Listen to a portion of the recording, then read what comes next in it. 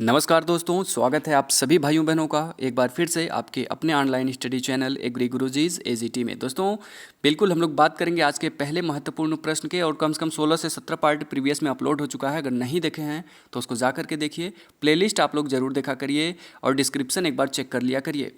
और काफ़ी भाई कह रहे हैं कि सर नोटिफिकेशन नहीं आ रहा है। मेरे भाइयों बहनों, आप लोग बेल आइकन को प्रेस करेंगे तब आपको नोटिफिकेशन ईजिली मिलता रहेगा। बात करेंगे पहले प्रश्न की, निम्न में से कौन सी फसल कैमल क्रॉप के नाम से जानी जाती है? मक्का, बाजरा, ज्वार, गेहूँ। वेरी इंपॉर्टेंट और ईजी क्वेश्चन इसे हम कहेंगे। तो ज्वार जो है इसे कैमल क्रॉप के नाम से भी जाना जाता है। बिल्कुल बात करेंगे नेक्स्ट क्वेश्चन की, एग्री सिल्वी पास्चर के अवयव कौन कौन से होते हैं? बिल्कुल इंपॉर्टेंट क्वेश्चन है। एग्री सिल्वी पास्चर के अंतर्गत कौन कौन से आते हैं? बिल्कुल, एग्री मतलब फसल हो गया, सिल्वी मतलब वृक्ष हो गया, पास्चर मतलब चारागाह पशु हो गए। तो ये हमारा ऑप्शन नंबर ए बिल्कुल सही जवाब हो जाएगा। नेक्स्ट वन की बात करेंगे, पौधे नत्रजन को किस रूप में ग्रहण करते हैं? और मोस्ट इंपॉर्टेंट क्वेश्चन है कि पौधे नत्रजन को किस रूप में ग्रहण करते हैं? NO3, NO2, NH4 या फिर NH3? Most important question, right answer होगा NO3 के रूप में पौधे नत्रजन को ग्रहण करते हैं। नेक्स्ट वन की बात करेंगे, सबसे अधिक इनफिल्ट्रेशन दर वाली मृदा किस समूह से संबंधित है? तो जो सबसे अधिक इनफिल्ट्रेशन रेट पाया जाता है वो किस में पाया जाता है? एल्फीसॉल, एरिडीसॉल, ऑक्सीसॉल या फिर वर्टीसॉल? इंपॉर्टेंट क्वेश्चन है आपके लिए। बिल्कुल सही जवाब होगा एरिडीसॉल। नेक्स्ट क्वेश्चन की बात करेंगे हम लोग, निम्न में से कौन सा एक खरपतवार नाशी है?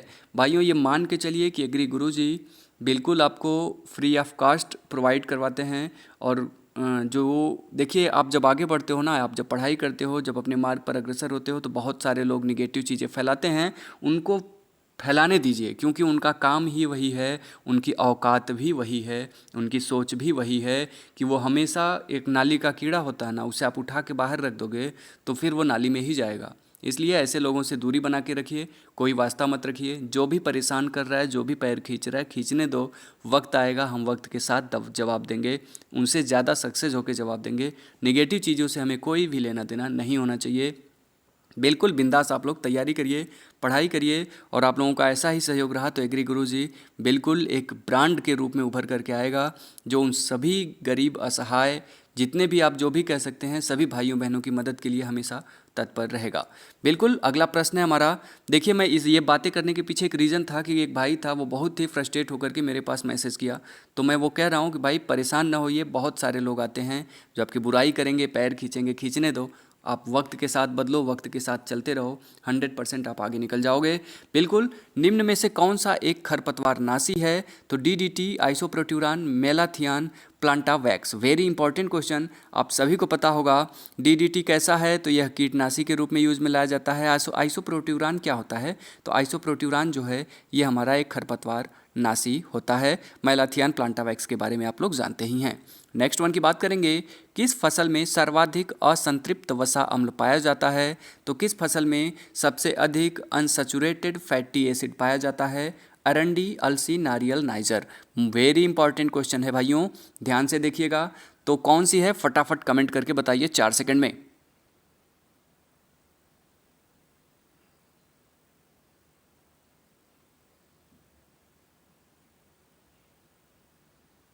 बिल्कुल सही जवाब होगा अरंडी। अरंडी में अनसैचुरेटेड फैटी एसिड जो होता है वह सर्वाधिक पाया जाता है। बात करेंगे अगले प्रश्न की, भारतीय मृदा में सर्वाधिक किस सूक्ष्म तत्व की कमी पाई गई है? नाइट्रोजन, जिंक, मैग्नीज या फिर आयरन? मोस्ट इंपॉर्टेंट क्वेश्चन है। कौन सा ऐसा तत्व है जो भारतीय मृदाओं में जिसकी कमी पाई गई है? बिल्कुल सही जवाब है जिंक। और जिंक से क्या होता है? तो जिंक से क्या क्या होता है? बिल्कुल धान का खैरा रोग हो जाता है। और जिंक से क्या होता है? तो एक इम्पॉर्टेंट क्वेश्चन मेरे सामने आया था कि वाइट बर्ड ऑफ मेज जो होता है वो किस तत्व की कमी से होता है? कमेंट करके आंसर करिए।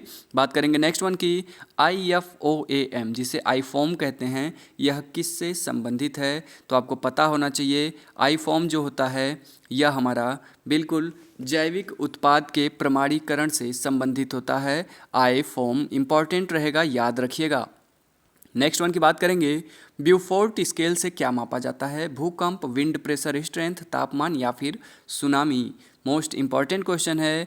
जो ब्यूफोर्ट स्केल होती है इसके द्वारा क्या मापा जाता है? तो बिल्कुल सही जवाब होगा विंड प्रेशर स्ट्रेंथ को मापा जाता है ब्यूफोर्ट स्केल के द्वारा।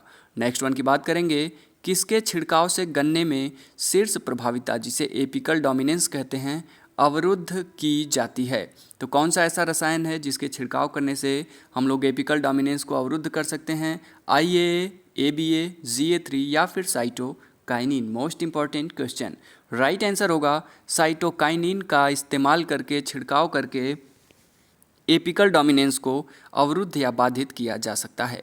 नेक्स्ट क्वेश्चन की बात करेंगे, प्रति यूनिट वजन के आधार पर किस गैस का सर्वाधिक ग्रीन हाउस प्रभाव होता है? CH4, CO2, CO या फिर N2O?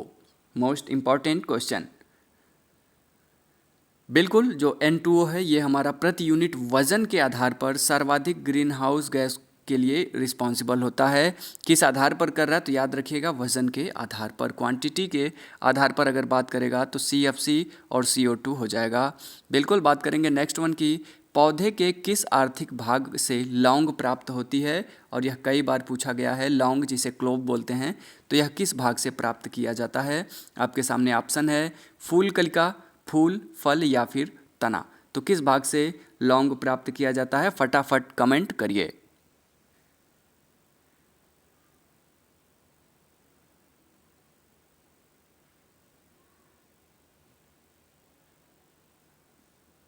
बिल्कुल सही जवाब होगा, जो लौंग होता है, क्लो होता है, यह एक प्रकार का फूल कलिका होता है। नेक्स्ट क्वेश्चन की बात करेंगे, दूध में किस पोषक तत्व की कमी पाई जाती है? Calcium, iron, protein, vitamin? आप सभी भाई बहन जानते होंगे कि दूध जो होता है इसमें सबसे कम पाया जाता है क्या? आयरन। आयरन बिल्कुल न के बराबर इसमें रहता है। नेक्स्ट वन की बात करेंगे, लैक्टोज में के किस में परिवर्तन के कारण दूध खट्टा हो जाता है? अर्थात जो लैक्टोज होता है, बिल्कुल दुग्ध शर्करा जिसे कहते हैं, इसमें कौन से रूप में यह परिणित हो जाता है कि दूध हमारा खट्टा हो जाता है? Acetic acid, ascorbic acid, citric acid या फिर लैक्टिक एसिड? और सही जवाब होगा लैक्टोज का लैक्टिक एसिड में परिवर्तन ही दूध में सौर का कारण होता है, खट्टेपन का कारण होता है। और लैक्टोज को लैक्टिक एसिड में बदलता कौन है? तो लैक्टेज एंजाइम होता है जो लैक्टोज को लैक्टिक एसिड में कन्वर्ट कर देता है। लैक्टेज याद रखिएगा। नेक्स्ट वन, और लैक्टेज को एक्टिवेट करने का कार्य कौन सा हमारा अम्ल करता है? तो बिल्कुल HCl करता है, हाइड्रोक्लोरिक अम्ल, जो एक प्रबल क्षार है जो मानव के आमाशय में भी पाया जाता है। बिल्कुल बात करेंगे नेक्स्ट वन की, जल में घुलनशील विटामिन कौन सा है? AB, BC, ADE या फिर कोई नहीं? इंपॉर्टेंट क्वेश्चन है। और सही जवाब क्या होगा?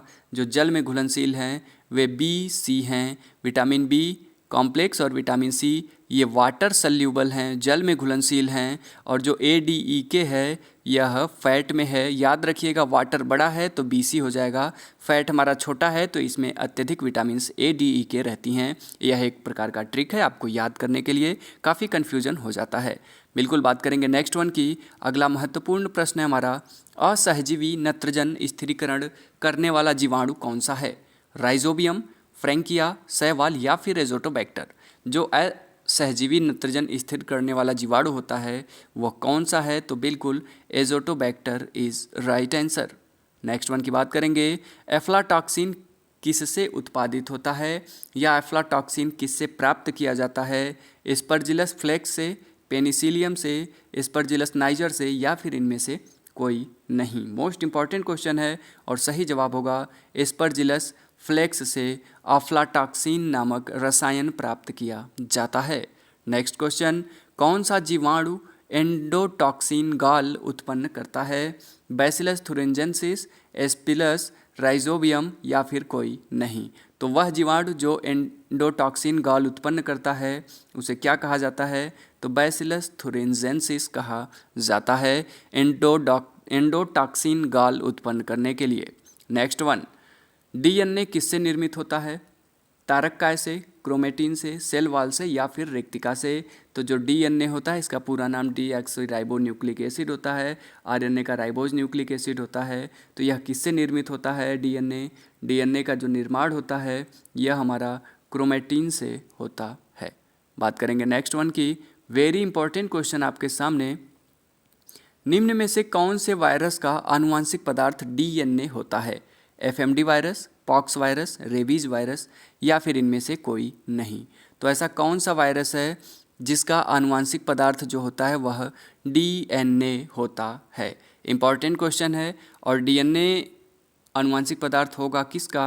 बिल्कुल पॉक्स वायरस जो होता है इसका आनुवांशिक पदार्थ अर्थात जेनेटिक मटेरियल डीएनए होता है। कैसा लगा है सेशन? अच्छा लगा है तो लाइक के साथ साथ कमेंट ज़रूर किया करिए और एक बार शेयर कर दिया करिए अपने मित्रों के साथ।